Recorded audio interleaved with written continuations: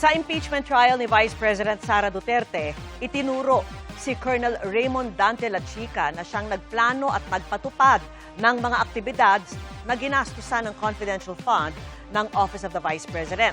Kanina, sinabi niya sa GMA News na handa siyang humarap sa impeachment court kung ipatatawag. Nakatutok si Marisol Abduraman. Yung mga documents po na yan ay galing po sa security officer, Your Honor, na si Colonel Lachica, Your Honor. Biniverify po kay Colonel Lachica. Si Colonel Lachica po ang nag-implement, Your Honor. Nirelease ko po kay Colonel Lachica, Your Honor. Makailang beses binanggit si Colonel Raymond Dante Lachica sa impeachment trial ni Vice President Sara Duterte, kaugnay ng umuning maling paggamit ng kalahating bilyong pisong confidential fund. Sa testimonya ni Gina Acosta, Special Disbursing Officer ng OVP, inutusan daw siya ni Duterte na ibigay ang cash kay Lachica. Si Lachica din daw ang gumawa ng plano kung paano gagamitin ang confidential fund. Siya rin ang namahala sa pamamahagi ng pera at nagsabi kung saan ito napunta. Siya po ang tinalaga ng Vice Presidente na siya po ang security officer, Your Honor.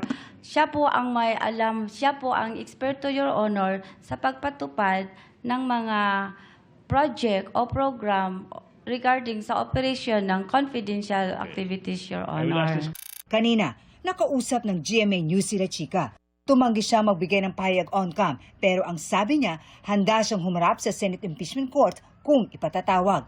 Sa isang statement rin, sinabi rin ni Lachica na kailanman hindi raw siya tumanggi magpakita o tumestigo. Handa raw siyang sabihin ang totoo ng naaayon sa batas at security restrictions. Sa ngayon, pinag-iisipan pa ng prosecution kung ipatatawag nila si Lachica para tumestigo. Bilang miyembro ng Philippine Army, sumailalim din siya sa investigasyon ng Armed Forces of the Philippines kaugnay ng issue. Kanina sinabi ng AFP na itinigil na raw nila ang investigasyon. Ni-recommend natin to for termination and conclusion to avoid itong duplication of functions. Particularly since itong Office of the Ombudsman has already taken yung cognizance of the complaints. Sa ngayon, aktibo pa sa serbisyo si Lachica pero wala siyang assignments mula noong October 2025. Nagsilbi siyang hepe noon ng Vice Presidential Security and Protection Group o VP-SPG.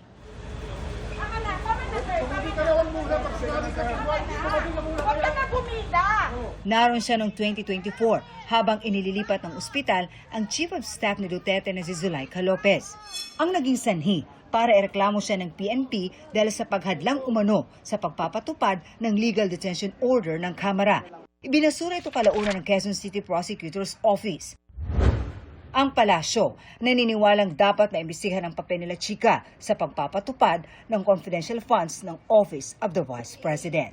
Nararapat din naman na ito ay maimbestigahan ng ombudsman. Ang mas maganda na yung neutral na ahensya ang siya mag-imbestiga para malaman kung mayroon bang kasalanan, pakikipagsabuatan para magastos itong confidential funds.